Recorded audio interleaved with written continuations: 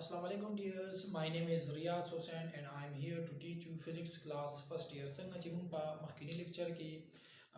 physical quantities هغه define کړي بیا موږ ویلو چې physical quantities further for two categories کې divide شوي دي چې یو ته base physical quantity وایي او بل ته derived physical quantities وایي. نو بیا موږ base physical quantities هغه define کړي some explanation and examples هم دغه موږ ورکړي. بیا موږ ویلو چې دا base physical quantities چې دي دا په نمبر کې چې څومره دي دا 7 دي 7 base physical quantities دي او دا به 1 by 1 به موږ څه کوو دا به define کوو. نو په هغې کې first number موږ سره راځي length چې موږ اول length وپېژنو چې length څه ته وایي. نو ما دلته definition لیکلی دی چې the distance between two points is known as length یا how long an object is. Like for example زه په دې white board باندې یو 2 point واخلم، یو point زما سره دا شو او بل point ما سره دا شو. د دې 2 point په منځ کې چې کوم دا distance راځي د دې point او د دې point په منځ کې چې دا کوم distance شو کنه دا د دې څه شو دا length شو. یا په نور الفاظو کې څنګه length ویلی شم. for example زما سره دا یو object دا مارکر به زه واخلم، د دې لمبایي څومره ده دا څومره اوږد دی. how long an object is د دې دا لمبایي څومره ده دې ته زه څه وایم length ورته وایم. د length زما سره SI unit څه دی دا میټر دی. صحیح ده، دا موږ په میټر کې میجر کوو او هغې لپاره سمبل یوز کوو سمال m. دغه شان کې په دویم نمبر باندې موږ سره دی ماس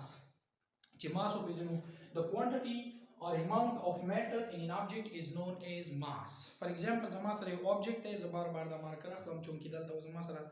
دا یو object کېدی شي. په دې کې زما سره څومره amount of matter موجود دی د amount of matter ته زه د دې object څه وایم دې ته زه ماس یا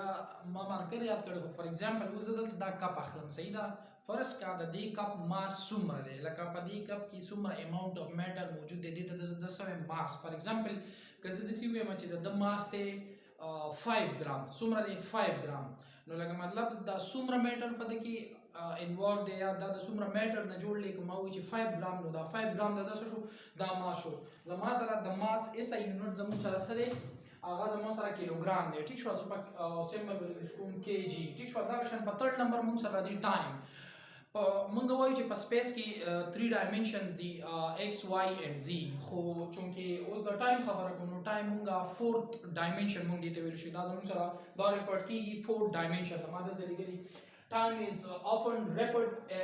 to as the 4th dimension. It is used to sequence events, to compare duration of events and intervals between them. Or times of the sara use کوم. for example که زموږ سره څه events وشي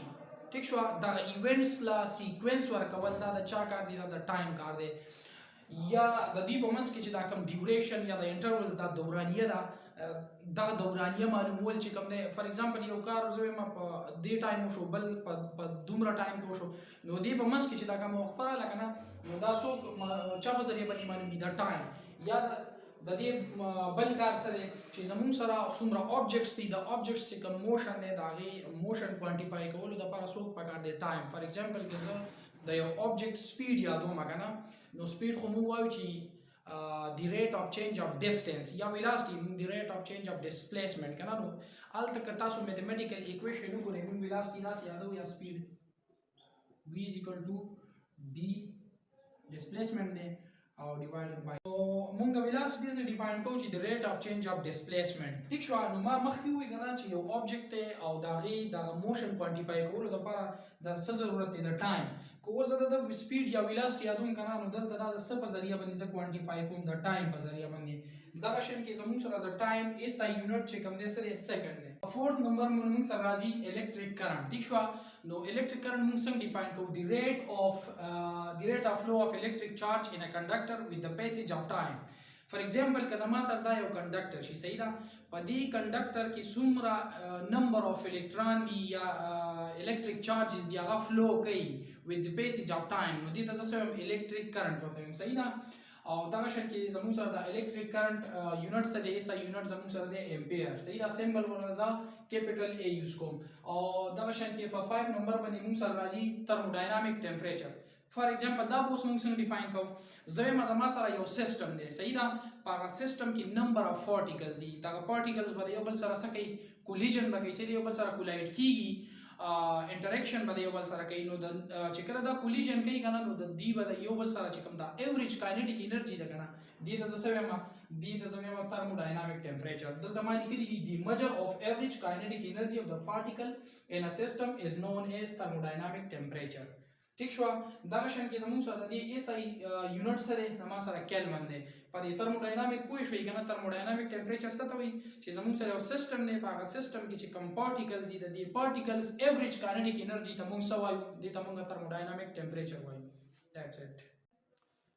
په 6 نمبر باندې موږ سره راځي the amount of substance صحیح دا چې amount of substance څه ته وایي چې دا وپېژنو صحیح دا the amount of substance that contains as many elementary entities e.g. atoms, molecules, ions, electrons لکه دا زموږ سره هغه amount of substance ته کوم چې زموږ سره elementary particles دي یا elementary entities for example زما سره atoms دي زما سره ions دي molecules دي electrons etc د دې چې څومره amount of substance دی کې موجود دی نو دې ته موږ څه وایو amount of substance ورته وایو او the amount of substance ته موږ بل نوم څه وایو it is also known as mole ټیک شو او د دې کار سره لکه دا موږ ته څه ښیي ټیک شو دا زموږ سره فزیکل فنډامنټل یا بیس فزیکل کوانټیټي ده چې دا موږ د څه لپاره یوز کوو یوز ټو میجر دی سایز اف ا کیمیکل اور فزیکل سیستم زما سره یو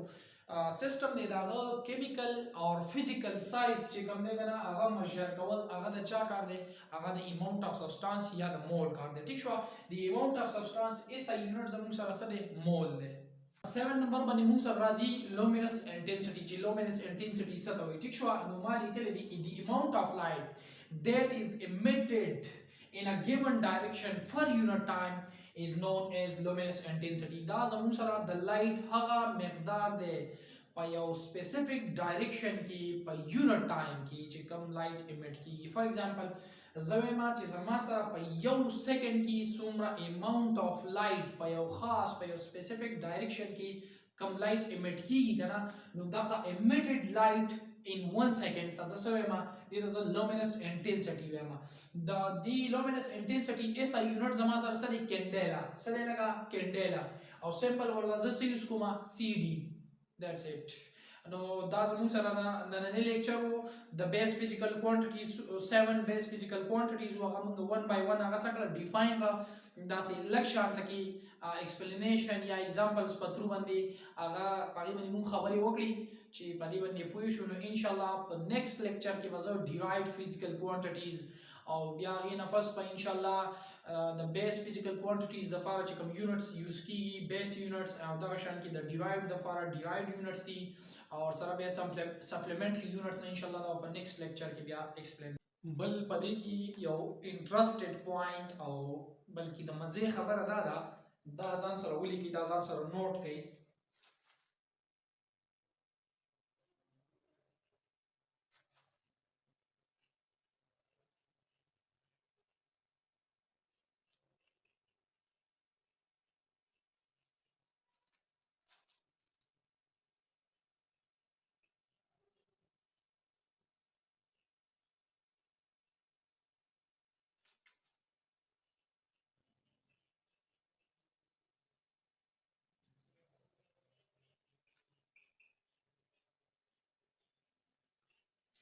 هغه دا پوینټ دا چې all base physical quantities are scalar quantities